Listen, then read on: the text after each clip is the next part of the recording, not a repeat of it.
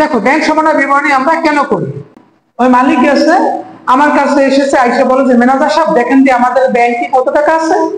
আমি হিসাব করে দিলাম কি স্যার আমাদের ব্যাংকে 1,00,000 টাকা আছে।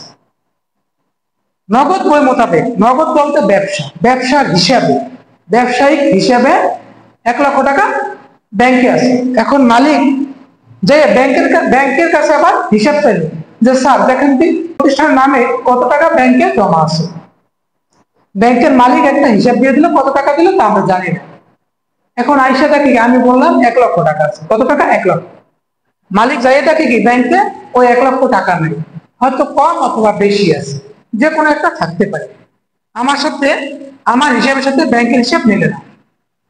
এখন মালিক হয়তো ধরো টাকা কম যদি থাকে তাহলে মালিক অনেক কিছু বলবে, আবার যদি বেশি থাকে তাহলে অনেক কিছু বলতে পারে আমাকে, যে আপনি কি করেন, কি হিসাব করেন, আপনার হিসাবের সাথে ব্যাংকের হিসাব মিলে না কেন, বিভিন্ন কথা বলতে পারে, কম অথবা বেশি থাকে।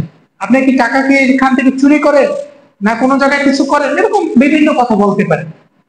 এখন আমি মালিককে তো হিসাব করে দেখাই দিতে হইবে যে আমাদের এই এই কারণে আমার ব্যাংকের সাথে আর ব্যবসার সাথে মিল নেই।